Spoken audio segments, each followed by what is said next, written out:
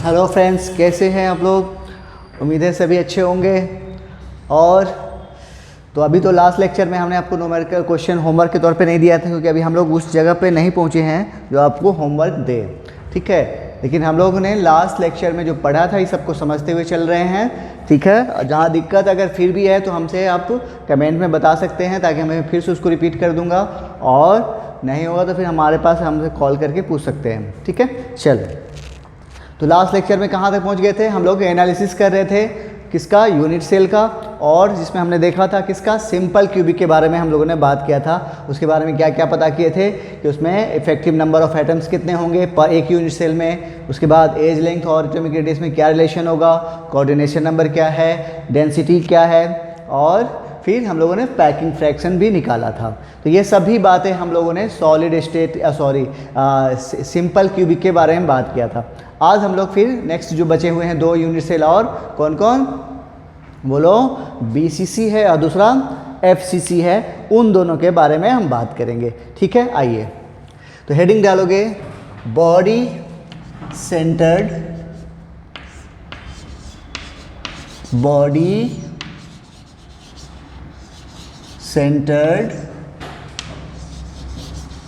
Cubic unit cell, short में क्या बोलते हैं इसको? बीसीसी, है ना। इसका क्या होता है? इसमें लैटिस पॉइंट कहाँ कहाँ होंगे? बोलो जल्दी से। हाँ, कॉर्नर पे तो कंफर्म है, कॉमन है सब में, कॉर्नर पे तो होगा ही। अब सिंपल सी बात है कि कॉर्नर पे नहीं होगा तो वो क्यूब बनेगा कैसे? ऐसे लॉजिक से भी सोचो, तो कॉर्नर पे अगर नहीं होगा तो ये क्यूब बनेगा कैसे, है ना। यानी कॉर्नर पे तो कंफर्म है कि होगा, बाकी बचे और कहाँ पे होंगे? तो सिंपल क्यूबिंग में सिर्फ क्या था? कॉर्नर पे था। बॉडी सेंटर में इसको आपको बताया था तरीका, इसके नाम से चलेंगे हम लोग। बॉडी सेंटर यानी कॉर्नर पे होगा, साथ साथ इसके बॉडी सेंटर पे भी होगा, ठीक है। आइए मिलते हैं इनसे। तो सबसे पहली बात हम करेंगे, इसे लिख लेते हैं थोड़ा सा, क्या है? लैटिस पॉइंट बोथ एट कहाँ? Corner as well as body centre, है ना। बॉडी सेंटर पे भी होगा और कॉर्नर पे भी होगा। किसमें? Body centred cubic unit cell में। तो पहला पॉइंट इसमें हम लोग बात करेंगे, क्या था वहां पे? Number of atoms in a unit cell. इसको रिप्रेजेंट किससे करेंगे हम लोग? जेड से। याद रखना, देखो हम जैसे जैसे कर रहे हैं ना वैसे ही समझते चलना, क्योंकि यही सब चीज़ आपको न्यूमेरिकल बनाने में काम आएगा। अब हमें पता करना है बीसीसी में, सॉरी पहले इसका स्ट्रक्चर बनाना था। इसका स्ट्रक्चर कैसा है? कुछ इस टाइप का।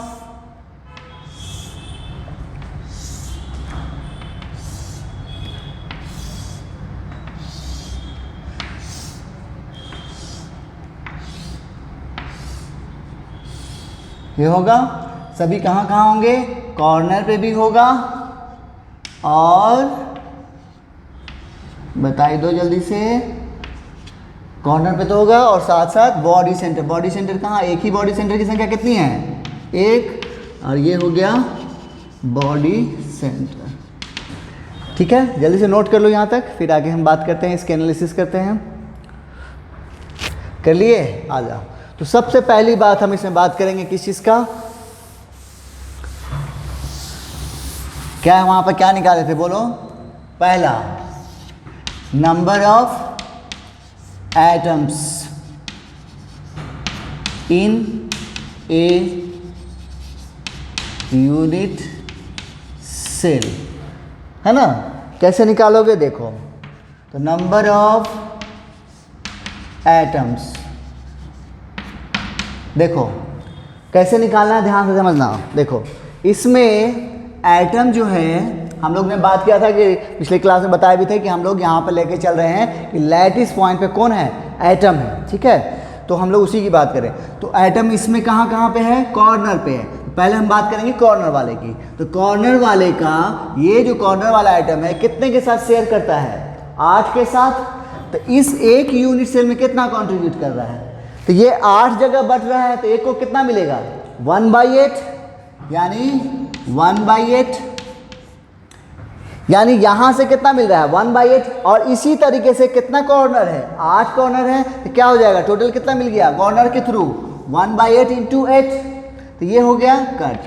तो ये जो मिला आपको कहाँ से मिला? ये जितना पार्ट जो मिला है ये कहाँ से? फ्रॉम कॉर्नर से, ठीक है। और भी कहीं पे है आइटम? हाँ, कहाँ है? इसके बॉडी सेंटर पे। ये भी आइटम है, ये भी आइटम है, तो दोनों को क्या करेंगे? जोड़ेंगे।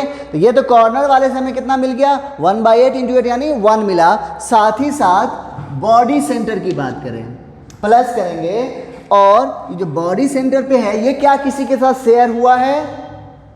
बोलो, नहीं हुआ ना शेयर। ये किसी के साथ शेयर नहीं हुआ, इसका मतलब इसका कंट्रीब्यूशन इस यूनिट सेल में पूरा का पूरा है। मतलब 1 पॉइंट है, 1 × 1, तो कितना हो गया? 2 हो गया। समझ में आ गया? नंबर ऑफ एटम्स कितना हो गया? आप देखो, यहां से 1, ये कॉर्नर से आया, ये कहां से आया? फ्रॉम बॉडी सेंटर से आया। तो इस तरह से टोटल जो इसमें एक यूनिट सेल में, किस में? बीसीसी में आपको एटम्स कितना है? इफेक्टिव नंबर ऑफ एटम 2 है, ठीक है। चलो जल्दी से नोट कर लो इसको।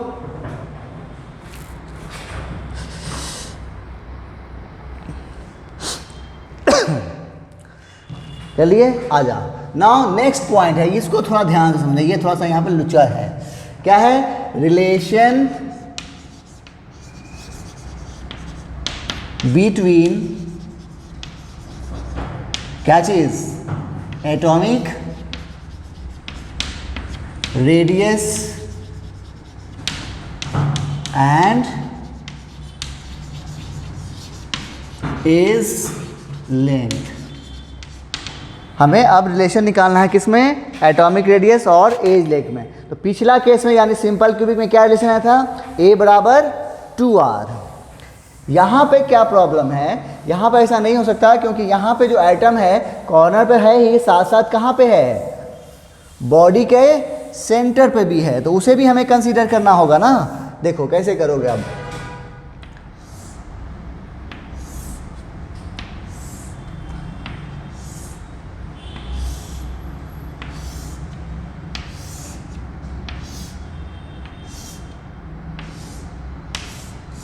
यही है, हमें ये है कॉर्नर,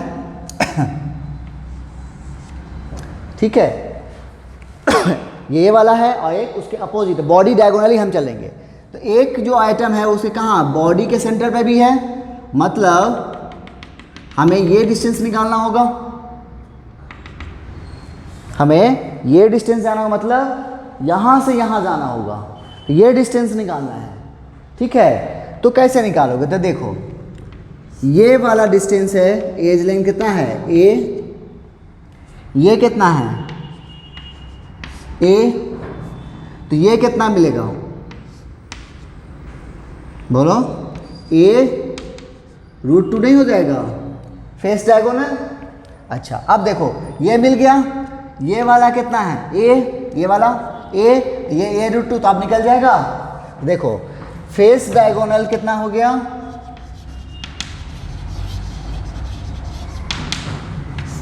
A² प्लस A² कितना हो गया? A √2 होगा। अब हम चलते हैं बॉडी डायगोनल पे, और बॉडी डायगोनल बोलो क्या हो जाएगा? तो ये डिस्टेंस A √2 और ये A, तो ये क्या हो जाएगा? A² प्लस A √2 का स्क्वायर होगा। तो देखो तो क्या आ गया? A² प्लस ये कितना हो जाएगा? 2 का A², तो हो गया कितना हो गया? √3 A², मतलब A √3। तो फेस डायगोनल हो गया आपका A √2, बॉडी डायगोनल क्या हो गया? A √3 हो गया। ठीक है, जल्दी से यहां तक नोट करो। अब हमें ये डिस्टेंस मालूम हो गया, तो हम रिलेशन निकाल सकते हैं। ठीक है, कर लिए। देख तो ये है एक वाला भी, ये है बॉडी सेंटर पे जो आइटम है वो है, और ये है फिर कॉर्नर वाला है, ये कॉर्नर ये बॉडी सेंटर, ये है इसका सेंटर और ये है इसका सेंटर।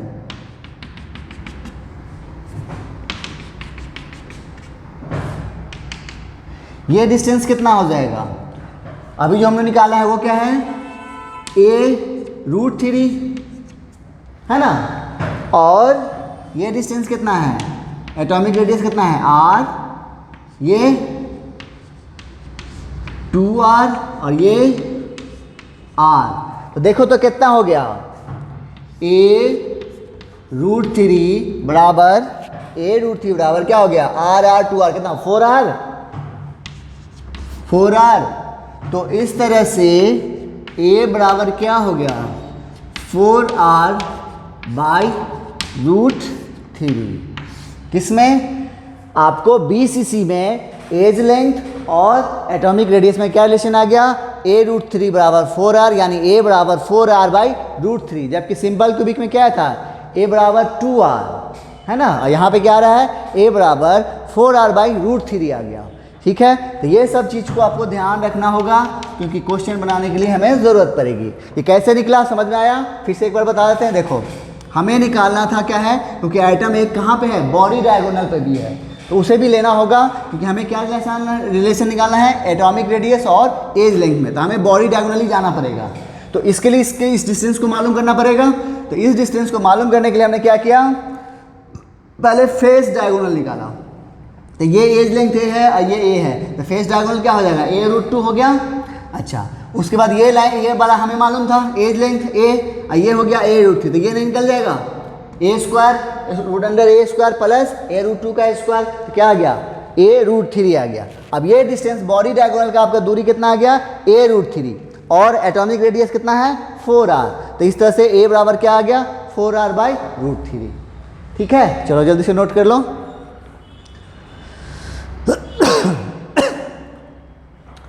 दो हो गया। चलो तीसरा है, क्या था? Coordination number.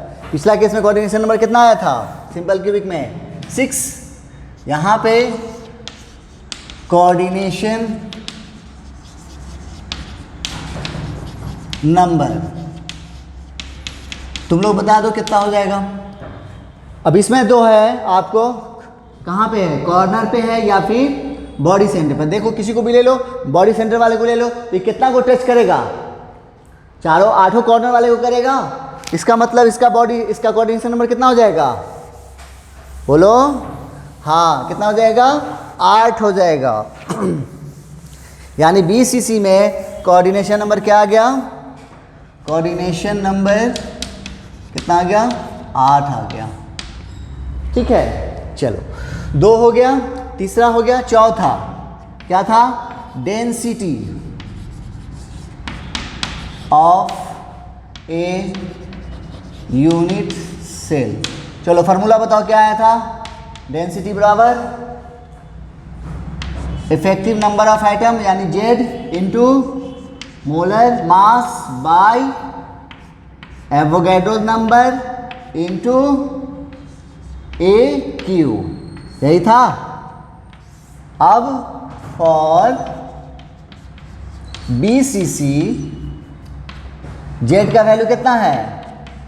2, और एज लेंथ की बात करें तो क्या आया है? 4r बराबर a√3। हम ऐसा यहाँ पे क्यों लिखते हैं? क्या होगा अभी कभी कभी क्वेश्चन में आपको r दिया रहेगा, तो हमें a की जरूरत पड़ेगी, इसलिए यहाँ पर हम ऐसा लिख रहे हैं। ठीक है, अब ये जैसी जरूरत होगी क्वेश्चन के अकॉर्डिंग हम लोग यूज़ कर लेंगे। चलो, तो ये था डेंसिटी। अगला बच गया कौन? Packing fraction. जल्दी से नोट कर लो इसको।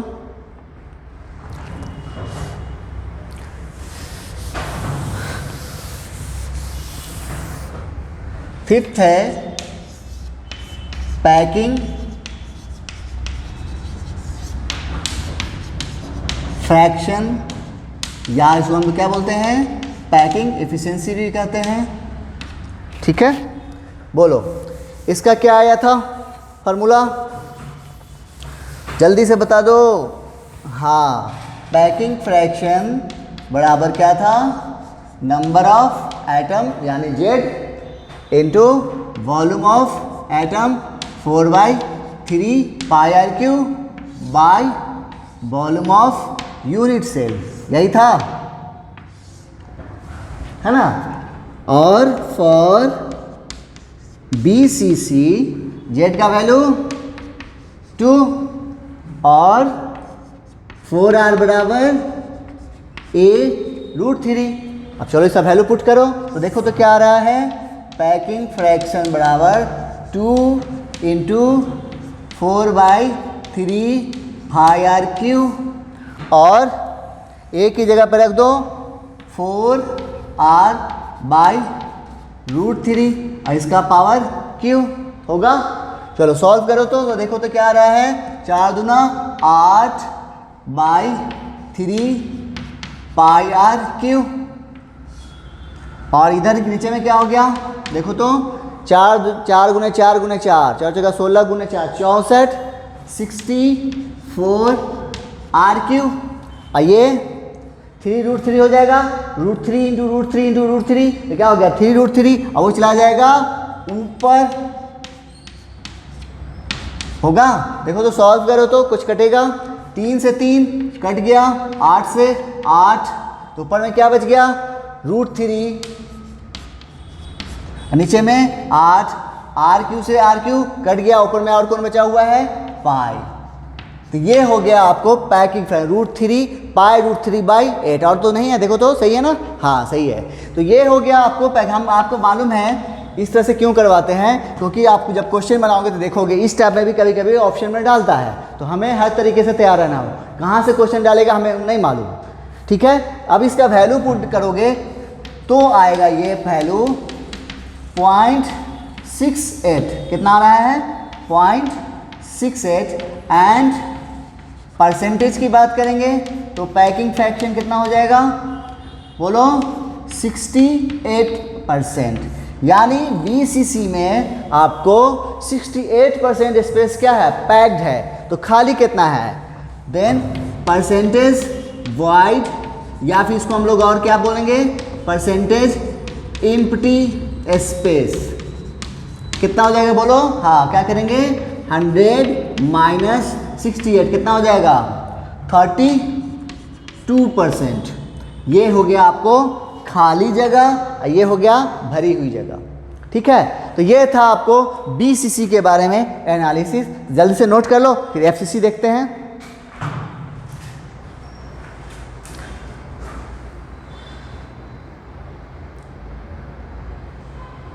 ओके चलो, तो ये था BCC का एनालिसिस। अब लास्ट बच गया है कौन, FCC। हेडिंग डालोगे face centred cubic unit cell, face centred cubic unit cell, face centred cubic unit cell.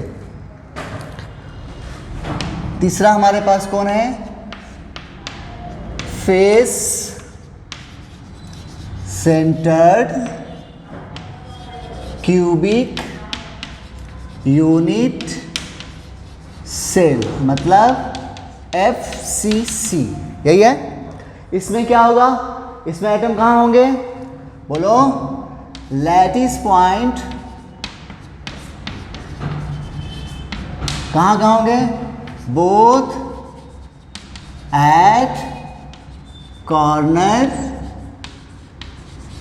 As well as बोलो जल्दी से फेस सेंटर, दो जगह पे होंगे यहाँ पे, कहाँ कहाँ, एक तो कॉर्नर पे तो होगा ही और दूसरा उसके फेस के सेंटर पे भी होगा। कॉर्नर पे क्यों होगा वो हमने आपको बताया था कि कॉर्नर पे नहीं होगा तो यूनिट सेल तैयारी कैसे होगा, क्यूब कैसे बनेगा, है ना।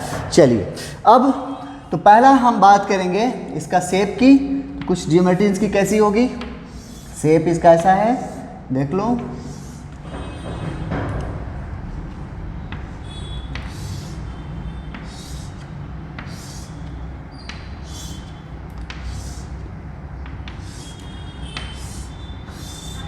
होगा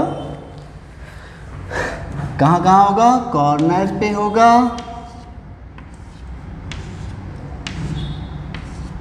और उसके फेस पे होगा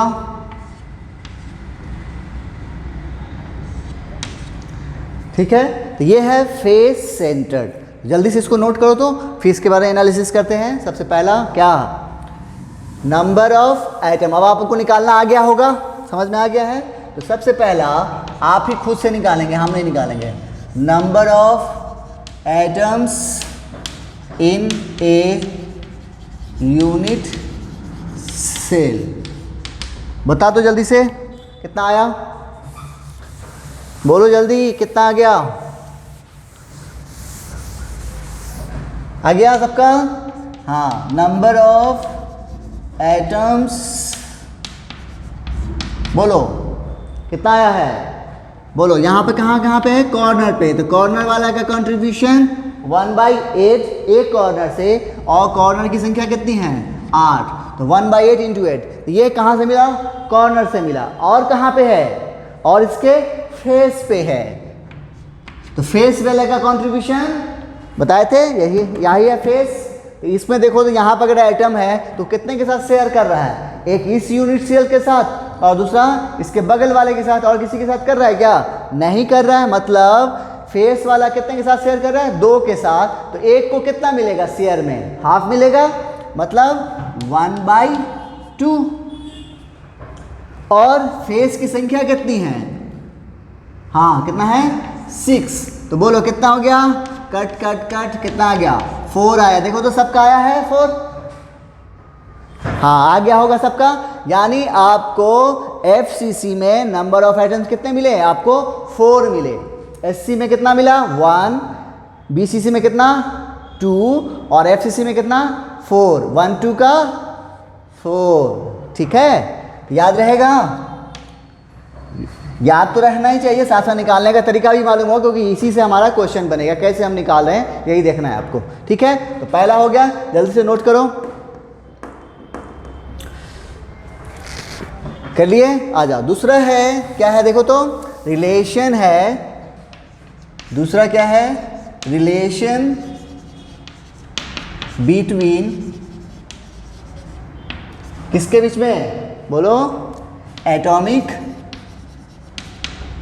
रेडियस एंड एज लेंथ, यही है ना। अब इसमें क्या था, पिछला केस में क्या था कि एटम कॉर्नर पे था, साथ साथ कहाँ था, बॉडी के डायगोनल पे था, बॉडी सेंटर पे था। तो हमें इसलिए निकालना पड़ा था क्या, बॉडी डायगोनल निकालना पड़ा था। यहाँ पे क्या कंडीशन है, यहाँ पे कुछ इस टाइप की कंडीशन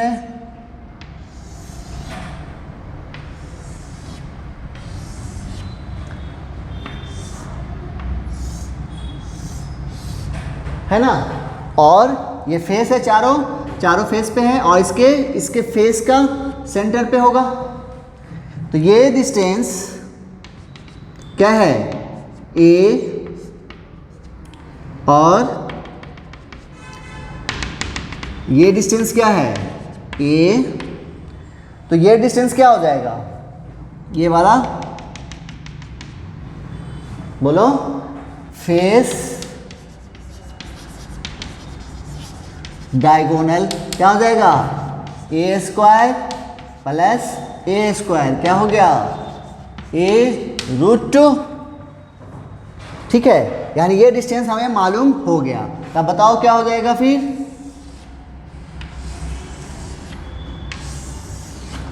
यही है, ये है इसका सेंटर,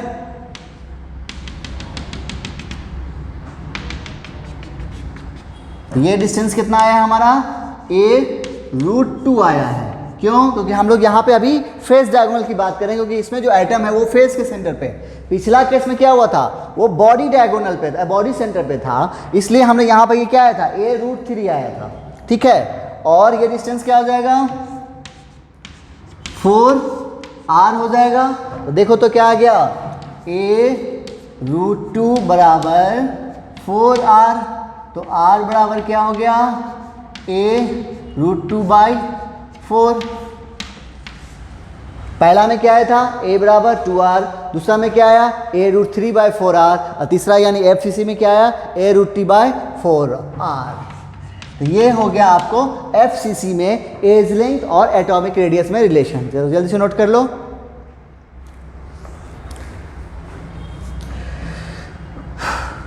कर लिए? आजा, अगला क्या है? Fourth number, coordination number. Fourth है, दो फोर्थ नहीं है, थर्ड हो जाएगा ना। थर्ड है कोऑर्डिनेशन नंबर।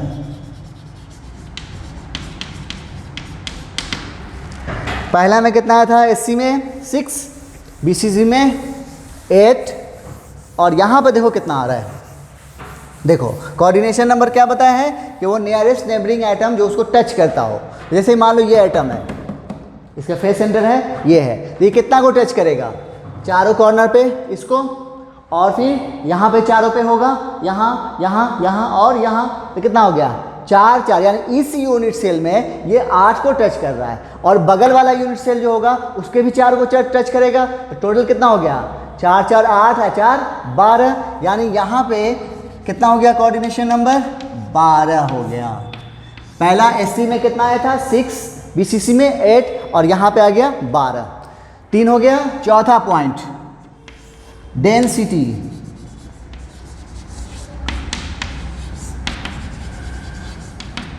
यूनिट सेल, बोलो डेंसिटी का फॉर्मूला। हाँ, Z into molar mass by Avogadro number into A Q for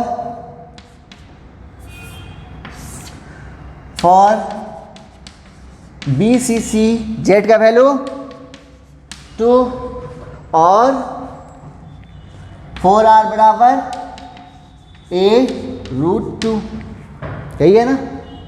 अब ये जैसी जरूरत होगी वैसा हम यहाँ पे यूज़ कर लेंगे। चलो जल्दी से नोट कर लो। एंड द लास्ट पॉइंट इसमें देख लेते हैं।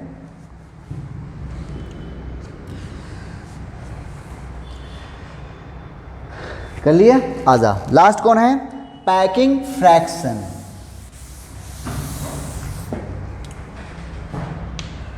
फाइव है पैकिंग फ्रैक्शन।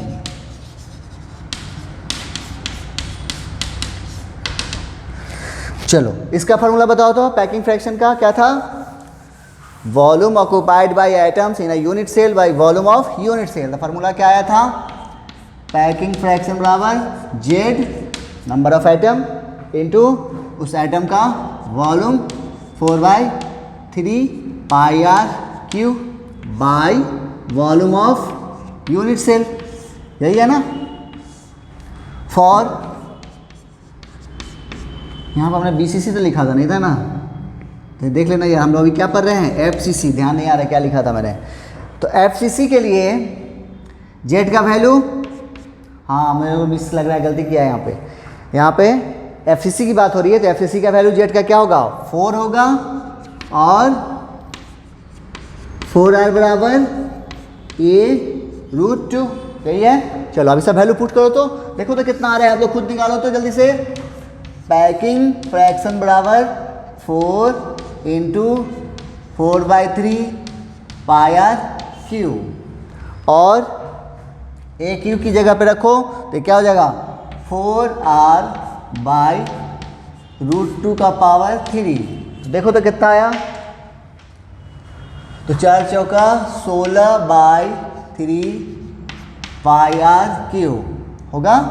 अच्छा, उसके बाद इनटू यहाँ पे कितना हो जाएगा? 4 × 4 × 4 64r क्यू, 64r क्यू, और ये कितना हो जाएगा? 2√2, तो ऊपर चला जाएगा 2√2। तो देखो तो काटो तो क्या क्या कटेगा? 16 से ये कट गया 4 बार। अच्छा, उसके बाद आर क्यू से आर क्यू कट गया, 2 से 2 कट गया, तो कितना ऊपर बच गया? ऊपर में बच गया है √2 पाई, और नीचे में कितना बच गया है? 3 दूना 6। ये आपको आ गया π√2/6, ये आ गया पैकिंग फ्रैक्शन कहाँ, FCC के केस में। अब इसका वैल्यू रखोगे तो ये वैल्यू आएगा, यानी इसको पूरा सॉल्व करोगे तो वैल्यू आएगा 0.74। एंड परसेंटेज की बात करें, परसेंटेज पैकिंग फ्रैक्शन कितना हो जाएगा 74%, और परसेंटेज वॉइड कितना हो जाएगा 26%, 100 - 74 है ना।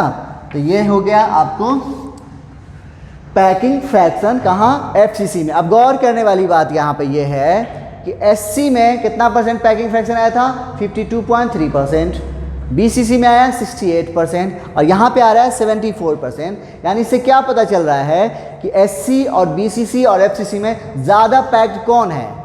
ऑब्वियसली क्या होगा, FCC ज़्यादा पैकिंग होगा, है ना। देखो क्योंकि इसमें 74% इसका एरिया क्या है, पैक्ड है, इसका वॉल्यूम पैक्ड है। ठीक है, चलिए, तो ये था इस यूनिट सेल की एनालिसिस। अब हम लोग क्वेश्चन बना सकते हैं। ठीक है, तो जल्दी से नोट कर लो, फिर क्वेश्चन देखते हैं।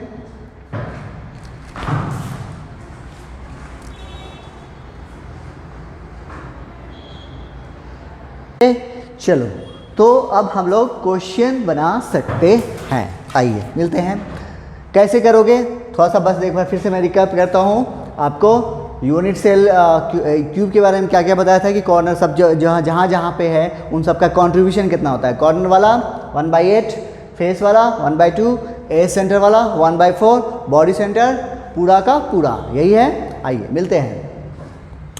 आपको कह रहा है कि एक कंपाउंड है जो बना है किससे, दो एलिमेंट x और y से, किसमें, इन अ क्यूबिक स्ट्रक्चर, जिसमें x आइटम कहाँ पे है, कॉर्नर पे है, और y आइटम कहाँ पे है, फेस सेंटर पे है। तो बताइए फार्मूला क्या होगा कंपाउंड का, ये ऑप्शन दिया हुआ है।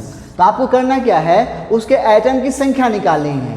क्या करनी है, उसके आइटम की संख्या निकालनी है। मतलब क्या करोगे, नंबर ऑफ, यहाँ पे कौन कौन है एलिमेंट में, x और y, तो नंबर ऑफ x आइटम्स क्या होगा। देखो तो x आइटम है कहाँ पे, देखो कहाँ पे है, कॉर्नर पे, और कॉर्नर वाले का कंट्रीब्यूशन कितना होता है 1/8, और कॉर्नर की संख्या कितनी होती है 8। तो देखो तो कट गया, कितना आया 1, यानी आपको x आइटम की संख्या कितनी आ गई, 1 आ गया। ठीक है, फिर इसी तरीके से और दूसरा कौन है, नंबर ऑफ y आइटम्स। बोलो y कहाँ पे, देखो तो, देखो देखो जल्दी से, कहाँ पे है, फेस सेंटर पे। तो फेस वाले का कंट्रीब्यूशन कितना 1/2, और फेस की संख्या 6, तो कितना हो गया, 2 से कट गया, कितना हो गया 3 हो गया। तो x आइटम की संख्या 1, y आइटम की संख्या 3। तो अब इसके बाद आपको करना क्या है, x = y करना है, और उसका वैल्यू रखना है। x के सामने क्या, देखो तो 1, और y के सामने 3। तो इस तरह से फार्मूला आपका हो गया x/3। ठीक है, तो आंसर देखो तो कहाँ नजर आ रहा है, पहला ऑप्शन हो गया।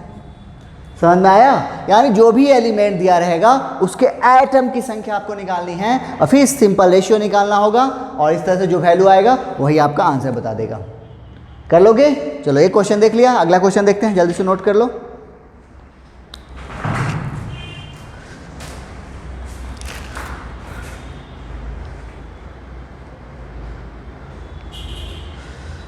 ओके, चलो नेक्स्ट क्वेश्चन है हमारा, कह रहा है कि ए compound is formed by element x, y and z, crystallises in A cubic structure in which x item corner पे है, y आइटम फेस पे है, और z आइटम बॉडी के सेंटर पे है। तो फार्मूला बताओ, कंपाउंड का फार्मूला पूछा गया है। क्या करोगे, क्या बताया आपने, हमने क्या बताया आपको, कंसेप्ट क्या दिया है कि जो जो आइटम्स हैं उनकी संख्या निकालिए और फिर उसका सिंपल रेशियो कीजिए। तो x आइटम कहाँ पे है, नंबर ऑफ x आइटम्स, बोलो कहाँ पे है, वो कॉर्नर पे है, कॉर्नर वाला है कंट्रीब्यूशन 1/8, कॉर्नर की संख्या 8, तो क्या हो गया 1, यानी x आइटम की संख्या मिल गई आपको 1। इसी तरीके से फिर नंबर ऑफ y आइटम्स, वो कहाँ पे है, फेस पे, वो कंट्रीब्यूशन 1/2, फेस की संख्या 6, तो क्या हो गया 3। और तीसरा भी है, एक और भी है, देखो कहाँ पे है, जेड पे, जेड है तो नंबर ऑफ जेड एटम्स, बोलो वो कहाँ पे है, बॉडी सेंटर पे, तो बॉडी सेंटर वाले का कंट्रीब्यूशन पूरा का पूरा 1:1, कितना आ गया 1 आ गया। अब इसके बाद क्या करोगे, सिंपल रेशियो लिखोगे, x:y:z, x की जगह पे कितना है 1, y की जगह पे है 3 और z की जगह पे है 1, तो फार्मूला क्या हो गया x:y:3z, ये हो गया आपका आंसर। कर लोगे, चलो जल्दी से नोट कर लो, फिर अगला देखते हैं।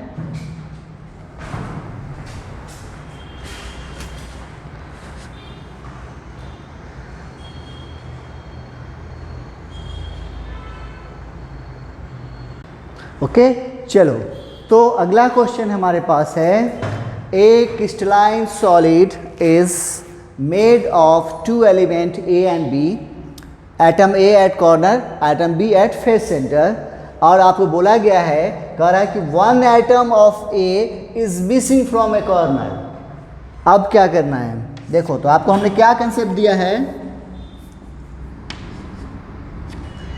कंसेप्ट क्या दिया है, उसके एटम की संख्या निकालनी है, बस वही है वो तरीका है फार्मूला निकालने का, कुछ नहीं करना है। क्या करना है, उसके एटम की संख्या निकालनी है। तो देखो, तो नंबर ऑफ एटम्स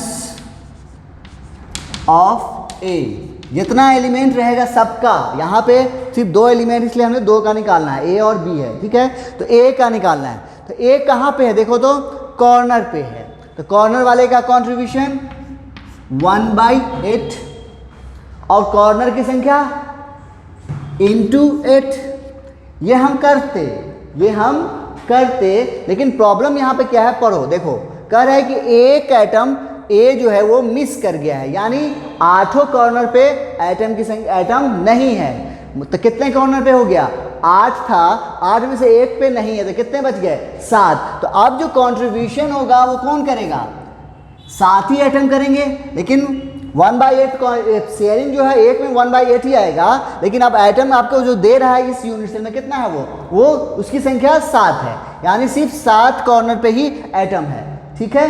ओके, तो अब क्या हो जाएगा, देखो तो यहाँ पे 7/8 आ गया, यानी नंबर ऑफ एटम्स ऑफ ए आ गया 7/8। अब आइए चलिए बी की बात करें, बी कहाँ पे है, number of atoms of B, बोलो बी कहाँ पे, देखो तो बी है फेस सेंटर पे, तो फेस वाले का कंट्रीब्यूशन 1/2 और फेस की संख्या, यहाँ पे जो मिसिंग किया है वो कहाँ से किया है, कॉर्नर से किया है, फेस से तो किया नहीं, तो फेस पे जो आइटम है वो तो कंट्रीब्यूट करेगा पूरा का पूरा, तो कंट्रीब्यूशन की बात करें तो 1/2 करेगा, और फेस की संख्या कितना 6, यहाँ हो जाएगा 6 से कट दीजिए, कितना हो गया 3, ठीक है। इसके बाद क्या करेंगे हम, ए और बी का सिंपल रेशियो निकालेंगे, तो ए का देखो तो कितना है 7/8 और बी का कितना है 3, तो ये वैल्यू किस में आ रहा है, फ्रैक्शन में आ रहा है, हमें फ्रैक्शन में वैल्यू नहीं चाहिए, यानी ये नीचे का वैल्यू को आपको खत्म करना है, तो क्या हो जाएगा, ये वैल्यू कैसे खत्म होगा, 8 से सब में मल्टीप्लाई कर दे, तो 8 से जब मल्टीप्लाई करोगे तो ये क्या बच जाएगा 7, और ये कितना हो जाएगा 24, और अगर ये इससे कटता तो हम और काटते, लेकिन अब ये इससे नहीं कटेगा, तो आपका फार्मूला क्या हो जाएगा, ए के सामने क्या है 7 और बी के सामने क्या है 24, तो फार्मूला क्या हो गया A7 B24, तो कहाँ नजर आ रहा है, सेकेंड ऑप्शन में नजर आ रहा है।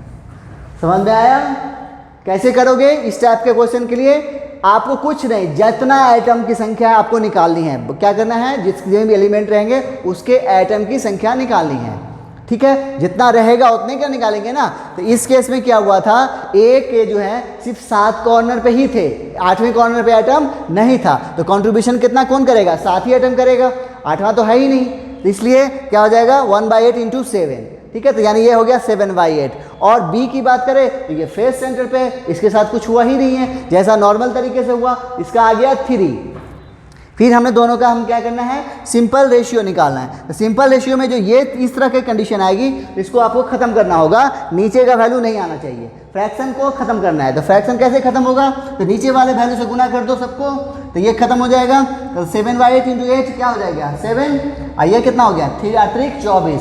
तो अब ये अगर जैसे यहाँ पे अगर मान लो ये आ जाता 6 आ जाता, तो ये काट देता, फिर इसको काट देते 6 × 4 यानी 1:4 हो जाता, फिर तब फार्मूला आपका आ जाता AB4 हो जाता।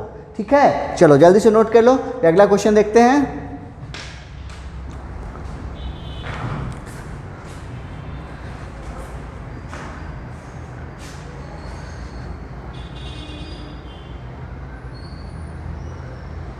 ओके चलो अगला क्वेश्चन है हमारे पास, कह रहा है कि एक कंपाउंड है वो बना है फिर से 2 एलिमेंट से बना है A और B।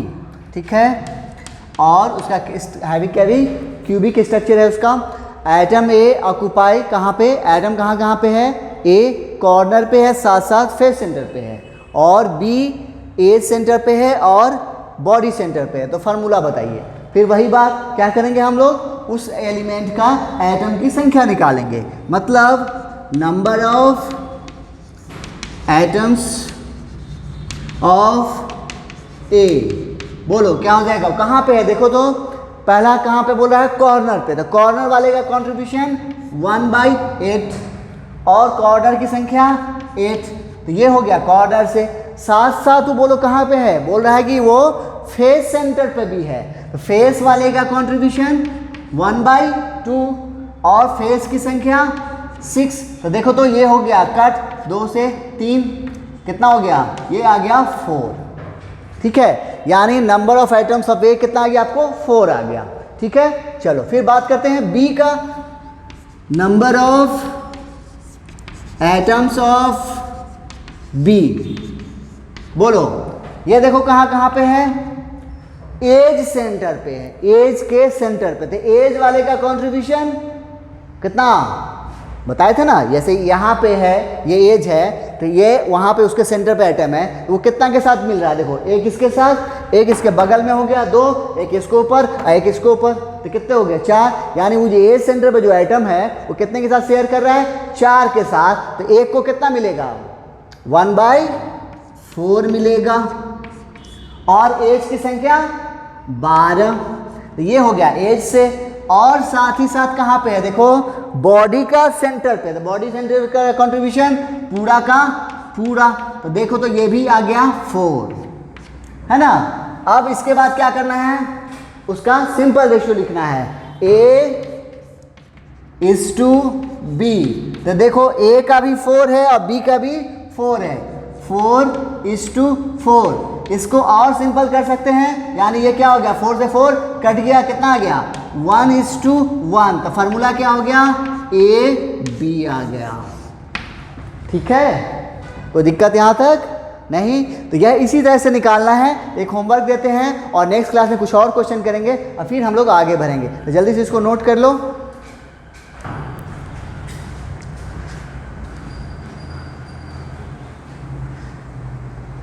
ओके चलो, तो ये क्वेश्चन मैं आपको आपके लिए होमवर्क के तौर पे छोड़ देता हूँ, बताना ना आंसर क्या आता है आपका।